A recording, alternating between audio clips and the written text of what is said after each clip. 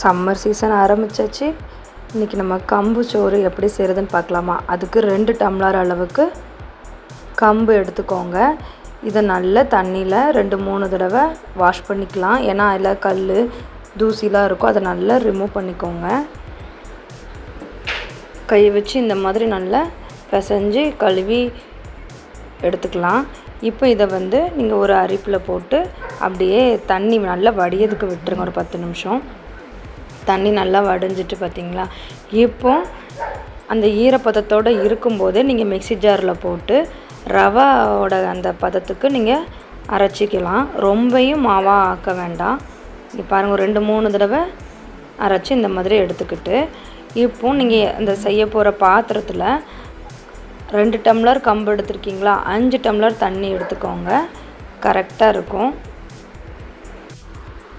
தண்ணி நல்லா கொதிக்கட்டும். தண்ணி கொதித்ததுக்கப்புறவு இதில் ஒரு 1/2 டம்ளர் அளவுக்கு நார்மல் பச்சை தண்ணி நீங்கள் அதில் சேர்த்துட்டிங்கன்னா, அதுக்கப்புறம் இந்த நம்ம பவுடர் பண்ணி வச்சுக்கிற கம்பு சேர்க்கும்போது உங்களுக்கு கட்டி தட்டாது. அது ஒரு டிப்ஸ் ஃபாலோ பண்ணிக்கோங்க. இப்போ கை விடாமல் கலந்துக்கிட்டே இருங்க. இதுக்கு தேவையான அளவு உப்பு சேர்த்துக்கலாம். இது உங்களுக்கு நீங்கள் கிளறிட்டு இருக்கும் போதே இந்த மாதிரி கெட்டி ஆகிட்டு அதில் லைட்டாக இந்த மாதிரி பபிள்ஸ் வரும் பார்த்துக்கோங்க. இந்த ஸ்டேஜில் அடுப்பை நல்லா சிம்லே வச்சுட்டு ஒரு பிளேட் போட்டு மூடி குக் பண்ணுங்கள்.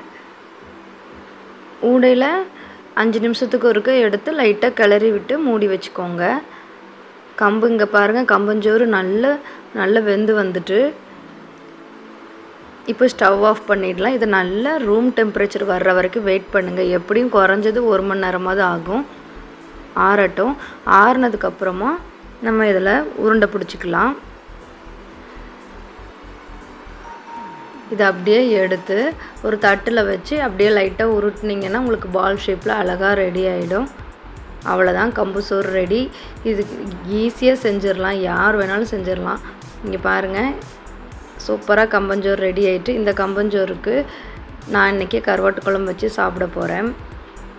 நீங்கள் எந்த நான்வெஜ் குழம்புனாலும் வச்சு சாப்பிட்லாம், இல்லை வெஜ்னாலும் சாப்பிட்டுக்கலாம். ரொம்ப நல்லாயிருக்கும். உடம்புல இருக்கிற ப்ரெஷர் அண்ட் சர்க்கரை அளவை மெயின்டைன் பண்ணுறதுக்கு இந்த கம்பு ரொம்ப உதவியாக இருக்கும். அது மட்டும் இல்லை, இந்த சம்மரில் கம்பங்கூழ் சாப்பிடும்போது உங்கள் உடம்புல உள்ள பாடி டெம்பரேச்சரை நல்லா அப்படியே கம்மி பண்ணிவிடும். சரி, இதை நீங்கள் செஞ்சு பார்த்துட்டு எப்படி இருக்குன்னு கமெண்ட் பண்ணுங்கள். ஓகே, இன்னொரு வீடியோவில் சந்திக்கலாம். பாய்.